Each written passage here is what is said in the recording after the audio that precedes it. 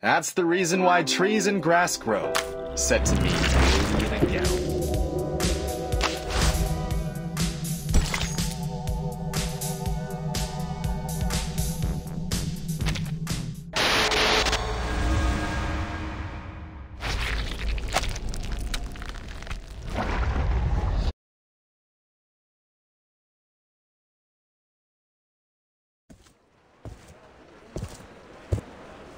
Timekeeper, now that we have given the report, Madam Z said we won't have any other assignments for a while.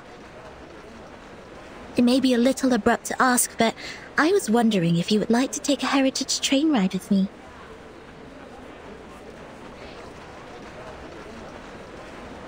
Please, trust me, this journey will be the best ever. Let's start off immediately and come back furtively, so nobody will know. No, thank you. I'm not interested. Okay, fine. Oh, wait, Angie, do you want to travel? Let's start off immediately and come back furtively so nobody will know. I'm flattered you asked, but I'm leaving for assignment soon, so I'm not gonna make it. Really? That's a sad coincidence. I heard that you've worked so hard and have saved up so many unused leaves. You also have 2 days of outing permission.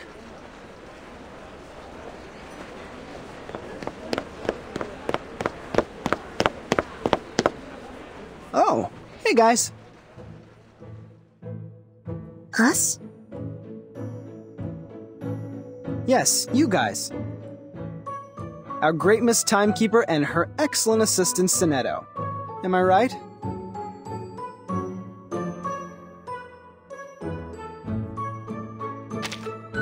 Then there might be 2 explanations. 1, I got the wrong person. 2, this is your sense of humor. Such a puzzle. Deducting by the logic, we might be drowning in the latter one. You just made a joke.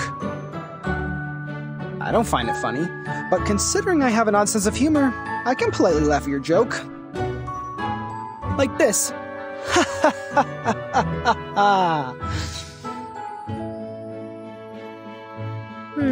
This is super awkward. Don't worry, Timekeeper. Although his manner is debatable, he's not a bad person. He was the one who received the Outstanding Contribution Award in the latest annual appraisal. Allow me to introduce... But no, wait! Don't use that name. Here with Timekeeper, just call me Horopedia, which I prefer.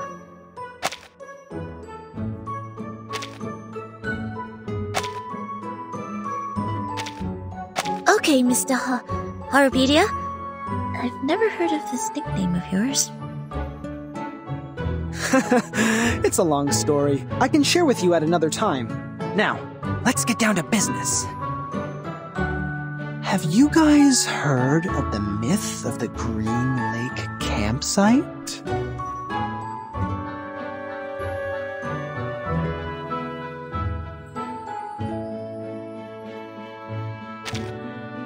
Yeah, it was me. Given that you didn't know me, I sent it anonymously.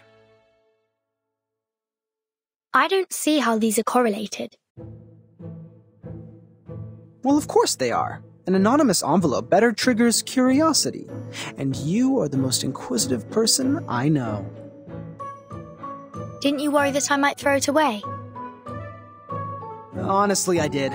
So I wrote to another 13 people. Now I have 6 maps. But don't be upset. Yours is the most intact one, so I selected it. Thank you for your approval. A mystery solved. No wonder I found the handwriting on the envelope familiar. I did some research on Green Lake Campsite after piecing together the map.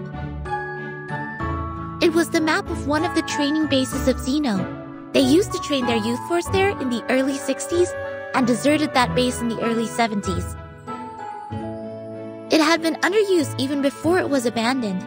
It was more of a Boy Scout camping site than a military training base. Exactly, Miss Sonetto. But this is the outdated version of the story now. This is not your fault. You haven't been in the headquarters for a long time, so you must have missed out on some first-hand information. Now, about the Green Lake campsite, we have some updates.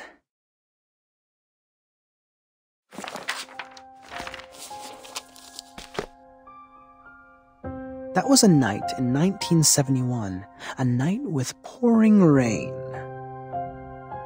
Heavily and hastily, sheets of rain formed a barrier, isolating the woods from the outside world. In that rain, the communication center of Zeno lost contact with the Green Lake campsite.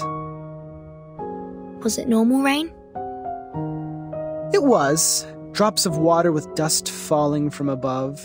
It didn't cause any illusions or unusual symptoms, but took away all the youth force stationed at the campsite. In the cabin they lived, people found clothes, blankets, even books left open on the table.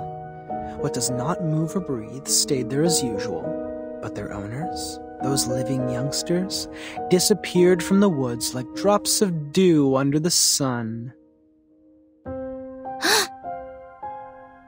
Since then, nobody has ever seen those youth force again. Zeno has not, nor Laplace, nor us. Green Lake Campsite has then become a ghastly and deserted land. Miss Sonetto, please put down your hands. They are hindering your ears from receiving information. You might then miss the climax. Thank you for the kind reminder. It was an unforgettable night. 3 months later, all the missing members of the youth force came back to Zeno. They carried the smell of fungi and moist air, stepping into their dorm without making any noise. They claimed that they just came back from a tough mission in the rainforest. No one knew what the mission was. No one knew which rainforest they referred to. The personality of all those kids have changed. The outgoing Bruno became speechless. The gentle Anna Queenie starts picking quarrels with others. They were not who they were, but no one could pin down the difference. Day after day, the smell of fungi and moist soil never disappeared. It lingered for 1 week, 2 weeks, 3 weeks. Till one night, grade 1 student Drea suddenly woke up from his dream. A muddy tentacle stretching out beneath his bed, closed around his ankle and pulled him onto the floor. There, a face awaited him. A hideous face of a human-like creature with a bloody mouth.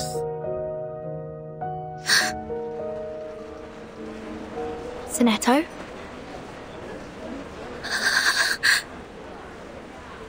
Sonetto, easy. You're going to break your wand. I know. I was just a bit caught off guard. It has never come to my mind that such a bizarre event would take place within an official institution. Funny story, Mr. Horropedia. As an urban myth, however, the ending is way too clear and powerful. The element of drama ruins its authenticity. You're good at making stories. Next time you can be more meticulous. Huh? Zeno Armaments Academy. The best military talents training base at present. The members of Youth Force were relatively younger, with less combat experience and capability compared to those graduates. Still, they have received years of training as reserve soldiers. As we all know, Zeno would arm their Youth Force and the trainers with drill weapons for outings.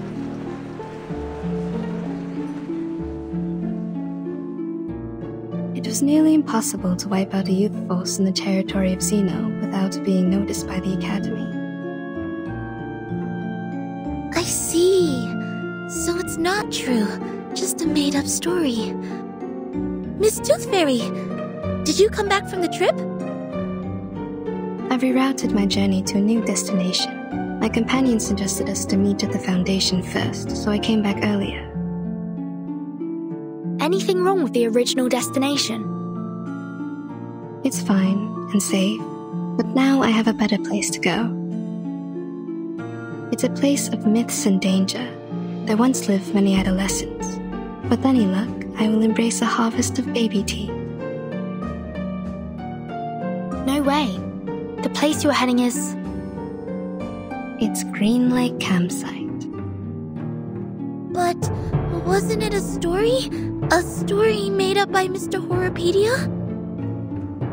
He made up part of it, such as the bloody hand underneath the bed and the midnight screaming. Except for those, the rest is exactly the same as I know. But, as you just said, in their own training base, it's almost impossible for the youth force to be... It proves that Green Lake Campsite is out of this world, a place worth visiting. You're 3 minutes and 15 seconds late, Miss Tooth Fairy. No worries. I didn't waste my time waiting. We need more people to join us. Angie and Adolf have turned me down, but Verdun and Sonetto haven't walked away yet. I am trying to win them over. I think I'm almost there. Now, they are really attracted by the Green Lake, so we are starting off soon. Attracted? Pardon me, Mr. Horrorpedia. We did not plan to go there, and we certainly do not feel any strong attraction to that place. Oh, really? But Verdun seems to be very attracted. Or am I mistaken about the look on her face? Timekeeper! I am kind of attracted indeed. See that? I am right. I'm glad to see you in an adventurous spirit, Miss Verdun.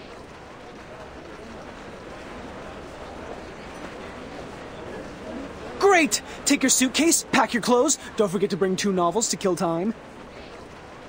Now, let's take the hands of our 2 new partners. Journey on!